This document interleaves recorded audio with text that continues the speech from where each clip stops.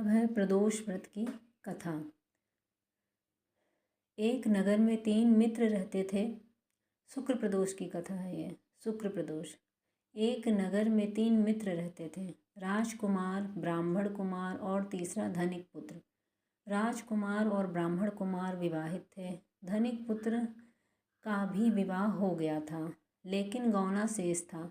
एक दिन तीनों मित्र स्त्रियों की चर्चा कर रहे थे। ब्राह्मण कुमार ने स्त्रियों की प्रशंसा करते हुए कहा, नारीहीन घर भूतों का डेरा होता है। धनिक पुत्र ने कहा, यह सुना तो तुरंत ही उसने अपनी पत्नी को लाने का निश्चय कर लिया। तब धनिक पुत्र के माता पिता ने समझाया कि अभी शुक्र देवता डूबे हुए हैं, ऐसे में बहू बेटियों को उनके घर से विदा करवा लाना शुभ नहीं माना जाता। लेकिन धनिक पुत्र ने एक नहीं सुनी और ससुराल पहुंच गया। ससुराल में भी उसे मनाने की कोशिश की गई, लेकिन वो जिद पर अड़ा रहा और कन्या के माता पिता को उनकी विदाई करनी पड़ी।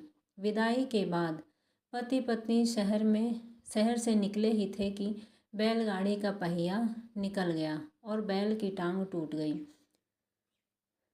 दोनों को चोट लगी, लेकिन फिर भी वो चलते रहे।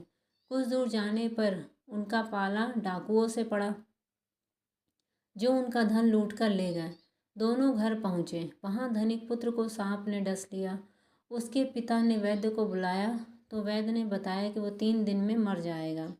जब ब्राह्मण कुमार को यह खबर मिली तो वो धनिक पुत्र के घर पहुँचा और उसके माता पिता को शुक्र प्रदोष व्रत करने की सलाह दी और कहा कि इसे पत्नी सहित वापस ससुराल भेज दे।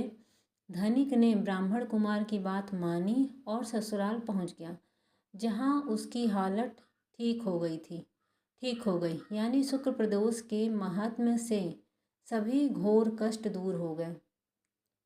इस दिन कथा सुने अथवा सुनाएं तथा कथा समाप्ति के बाद हवन सामग्री मिलाकर 11 या 21 या 108 बार ओम ह्रीं क्लीं नमः शिवाय स्वाहा मंत्र से आहुति दें।